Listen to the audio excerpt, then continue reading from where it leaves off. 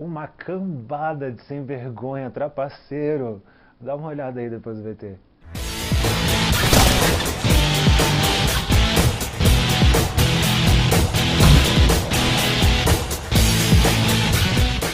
Quando a gente pensa em atleta, a gente pensa nesse pessoal que se esforça ao máximo para superar seus limites, superar os limites dos outros também, ganhar competições e tudo mais, super-humanos.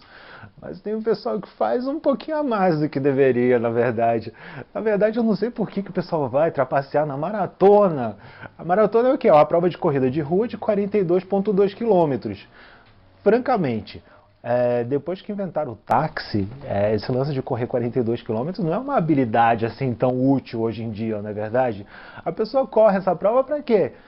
Para competir contra ela mesma, porque poucas pessoas vivem disso, cara. Os prêmios são muito baixos, a pessoa vive de patrocínio sem vergonha, sabe? Então não tem um porquê a pessoa trapacear, porque a pessoa corre 42 quilômetros para contar para os outros que correu, para ficar feliz com ela mesma. Se ela não fez isso, qual é a lógica da pessoa trapacear?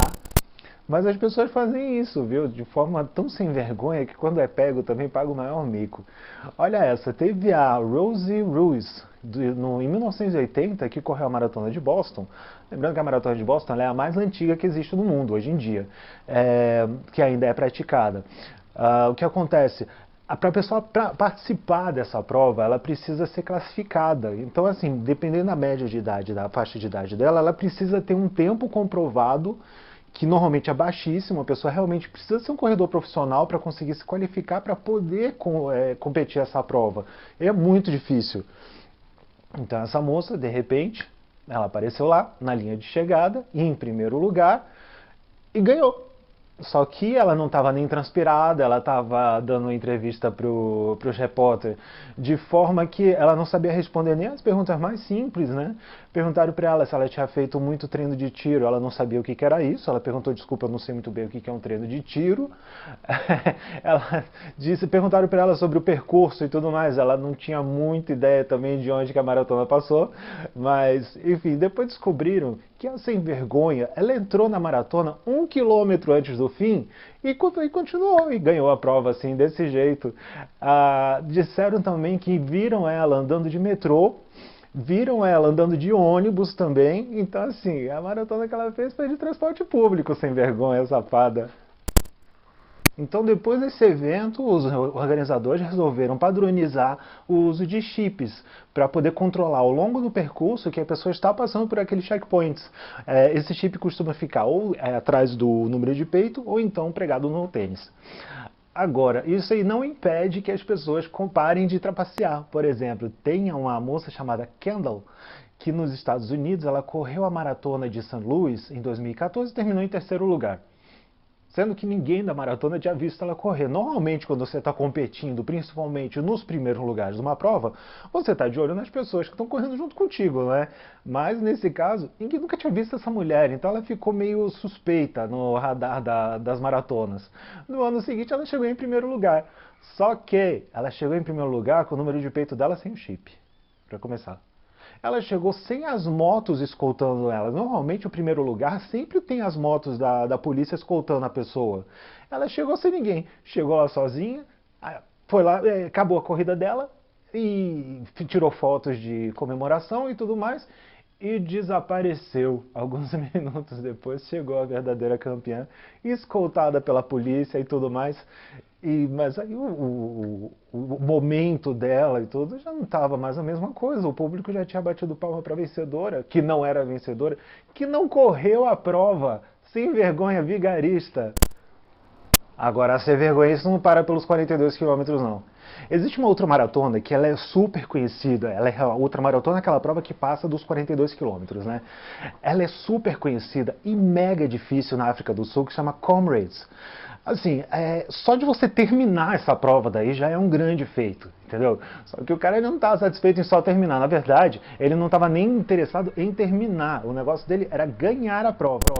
Só que, se você está com o seu chip e tudo mais, e estão vendo que você tem que passar pelo percurso inteiro, e para você ganhar a prova, você tem que provar que você passou a prova inteira, como é que você vai fazer para poder driblar esse sistema daí? Usa seu irmão gêmeo. O cara, ele saía da prova muitas vezes. Até aí não é proibido, a pessoa pode querer ir no banheiro, é normal. Realmente pode, você pode sair da prova e voltar no mesmo lugar que você estava lá, entendeu? Apesar que tem alguns pontos assim de fiscalização e tudo mais, você tem que provar realmente se a prova existir, né? Mas enfim, isso aí é alguma prova ou outra. Mas nesse caso daí, ele saía e quem voltava para continuar fazendo o trajeto era o irmão dele. Enquanto isso, ele ia de bicicleta encontrar com o irmão dele no próximo ponto de encontro. O irmão dele saía, descansava, ele continuava correndo e o irmão ia de bicicleta e eles foram revezando a prova inteira. Esses sem vergonha, eles foram pegos porque nas câmeras e repararam que o relógio do cara passava de um pulso para o outro cada vez que ele saía da prova. Agora, se você acha que não tem crime perfeito, você não ouviu falar em Kip Litton. Esse cara dos Estados Unidos é uma lenda. Por quê? Ele consegue chegar, ele tem 50 anos, ele consegue chegar sempre nos primeiros colocados nas maratonas mais importantes, as mais famosas, inclusive a de Boston, que ele terminou em 2 horas e 52 minutos. Para você ter uma ideia, antes da minha cirurgia, eu fazia um tempo médio, da média das pessoas, por exemplo, da minha idade, eu estava com 35 anos, e fazia em 4 horas e 10. Essa é uma média normal para uma pessoa amadora, e agora que depois que eu tive câncer, eu consigo fazer uma maratona em 6 horas. Esse cara com 50 anos, ele faz em 2 horas e 52 minutos. Você está entendendo o que eu estou falando, né? Só que a coisa estranha é que assim, ele passa em todos os checkpoints, o chip dele passa. Existe foto dele na largada, não existe nunca foto nenhuma dele durante o caminho, apesar dele passar por esses checkpoints. E tem foto dele na chegada. Então, assim, as pessoas não conseguem entender como que ele consegue trapacear, sendo que tem vezes que na foto da largada dele, ele tá com uma roupa, e na foto da chegada, ele tá com outra, inclusive com outro tênis. Imagina o que é uma pessoa fazer um tempo de um maratonista super profissional, usando tênis diferente, cara. No meio da prova parou para se trocar. Isso não existe. Ninguém nunca viu ele durante as provas. E esse cara sempre fica nos primeiros lugares. O cara é tão vigarista, mas tão vigarista, que ele tinha um site com provas de mentira, que ele fazia perfis fakes para as pessoas que participaram da prova junto com ele, entendeu? Imagina que você pegar uma prova de corrida com centenas de pessoas que participaram, fazer perfis fakes para a maioria delas, para dizer assim, olha só, esse cara aqui participou e tudo mais e tal, e eu ganhei dele. Pra quê, meu Deus do céu? Pra quê?